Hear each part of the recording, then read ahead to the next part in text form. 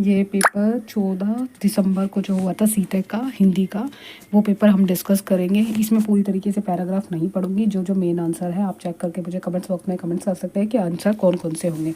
First of all सबसे पहला question इसमें सीधा सीधा आपसे पूछा गया है कि इस शब्द में एक प्रत्यय का प्रयोग किया जाता है, तो इसका right answer is first option सामाजिक में। बाकी किसी में भी नहीं किया तो क्रॉस है, ये तो सिंपल सा है। दूसरा क्वेश्चन पूछा गया निम्नलिखित में से कौन सा शब्द कारक चिन्ह नहीं है, कारक चिन्ह तथा वाला नहीं है। ठीक है, उसके बाद है अगला क्वेश्चन है प्रचलित परंपराओं के औचित्य के बारे में सोचने की प्रेरणा कौन देता है। तो इसके बारे में जो आंसर है, इसका एग्जैक्ट आंसर मैं आपको बता देती हूँ, 93 का फर्स्ट ऑप्शन शिक्षा। ठीक है, अगला गद्यांश के अनुसार वाक्य कौन सा सही है।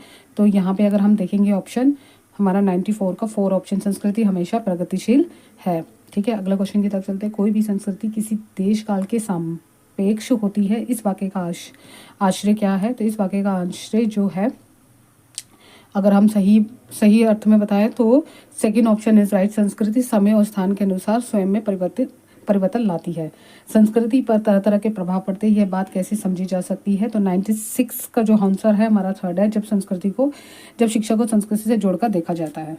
ठीक है, अगला क्वेश्चन है कि शिक्षा को किस प्रकार के कार्य के रूप में देखा गया है। तो 97 का जो आंसर है वो थर्ड ऑप्शन है संस्कृति के। अगला ऑप्शन है शिक्षा संस्कृति की निर्मात्री है, यानी निर्माण का, क्योंकि अब 98 का जो ऑप्शन है 98 का इस फर्स्ट मौजूदा संस्कृति में कुछ नवीनता लाती है। अगला है 99 का। 99 में लिखा निम्नलिखित में से कौन से शब्द समूह से भिन्न है। तो समूह से भिन्न जो हमारा 99 में है 4 ऑप्शन है आदान प्रदान। अगला है पैराग्राफ दे रखा है, मैं पैराग्राफ पूरा नहीं पढ़ेंगे, हम सीधा 100 क्वेश्चन के आंसर करेंगे। सबसे पहला है कि भिन्न शब्द समूह की पहचान कीजिए। 100 का जो हमारा है थर्ड ऑप्शन इज, ठीक है, जला अस्थियाँ। ठीक है, पद्यांश में सिन्हनाद शब्द से आश्रय क्या है, सिंह की गर्जना। ठीक है, ये तो बहुत ही ईजी पूछा गया था। क्वेश्चन नंबर 101, ठीक है, 101 सिंह की गर्जना है। कलम आज उनकी जय बोली, इस पंक्ति का अर्थ है जो हमारा क्वेश्चन नंबर है इसका है सेकेंड ऑप्शन, देश के लिए समर्पित लोगों के लिए लिखा गया है। अगला है छिटकाई जिनने की चिंगारी, पंक्ति में रेखांकित किए गए शब्द का प्रयुक्त क्या है, किसके लिए प्रयुक्त हुआ है। तो जिनने शब्द जो हमारे लिए प्रयोग हुआ है वो स्वतंत्रता सैलानियों के लिए है। 103 का जो ऑप्शन है वो है हमारा 103 का चौथा ऑप्शन। ठीक है, 104 का निस्वार्थ भाव से अपने प्राणों का बलिदान करना, निस्वार्थ से अपने परिवार के बलिदान करना। तो फर्स्ट ऑप्शन किसी भी दिन मांगा नहीं, स्नेह मुंह खोला। ठीक है, अगला है इस पद्यांश में कौन सी भावना अभिव्यक्त हुई है। तो इस पद्यांश में जो हमारी देश प्रेम की भावना हुई है। 105 का 105 के बाद है 106 क्वेश्चन बढ़ते हैं।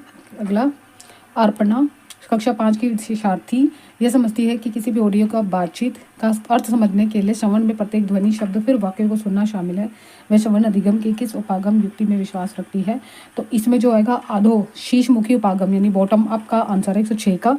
106 के बाद है 107 है। कक्षा 6 की अध्यापिका आज पढ़ी जाने वाली भाषा सामग्री को शिक्षार्थी के पूर्ण ज्ञान और अनुभव से जोड़ने के लिए वार्म अप गतिविधि कराती है। पाठ्य सामग्री पढ़ाना शुरू करने से पहले शिक्षार्थी को पाठ्य सामग्री कहानी के चित्र देखने के लिए कहती है। वह अपने शिक्षार्थी से क्या कहना चाहती है, वह चाहती है कि शिक्षार्थी जो है वो चित्रों को समझने की क्षमता विकसित होती है। ठीक है, अगला क्वेश्चन है 108 भी बहुत ईजी क्वेश्चन था, जिसमें सीधा डायरेक्ट आंसर है शिक्षार्थी द्वारा अधिगम के उदाहरण को सतत रूप से रिकॉर्ड रखना, उनका बनाना, तो पोर्टफोलियो होता है उसका राइट आंसर।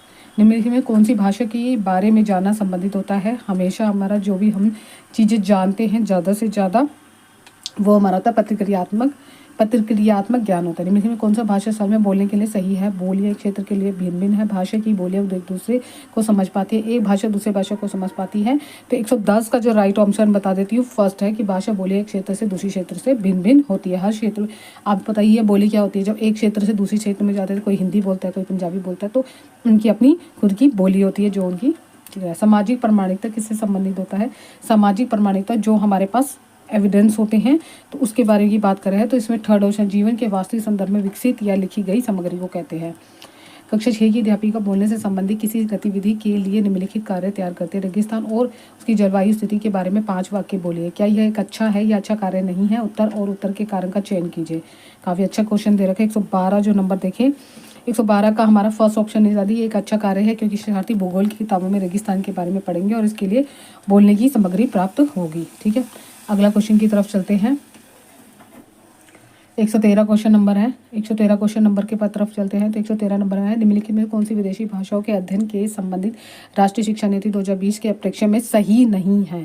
त्रिभाषा सूत्र के बारे में, विदेशी भाषा के बारे में फ्रेंच के अतिरिक्त अनुशासित होता है। तो इसमें जो अगर हम इसका आंसर देखें, क्वेश्चन नंबर क्या था हमारा 113 का अगर हम देखें, राइट ऑप्शन इज 113 का थर्ड ऑप्शन इज राइट की विदेशी भाषा को त्रिभाषा सूत्र के अंदर 3 भाषाओं में शामिल नहीं किया बल्कि किया गया है।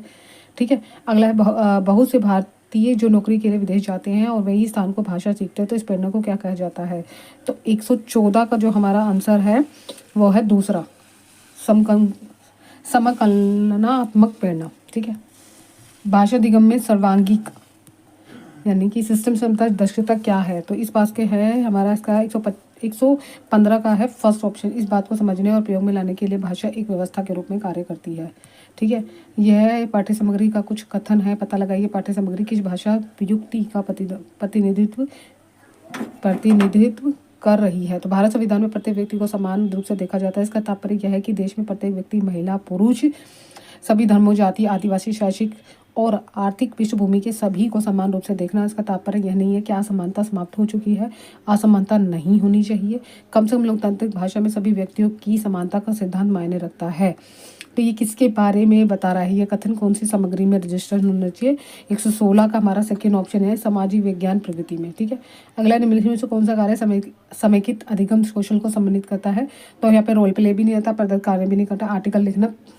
यहाँ पे जो राइट आंसर 117 का जो होगा हमारा रोल प्ले होगा, ये तीनों नहीं होंगे। ठीक है, अगला निम्नलिखित में से शास्त्रीय भाषा नहीं है, तमिल, संस्कृत, तेलुगु है, हिंदी नहीं है। अगला निम्नलिखित में से कौन सी संदर्भ व्याकरण संबंधित है। संदर्भ व्याकरण संबंधी प्रस्तुत करना शिक्षार्थियों को ध्यान,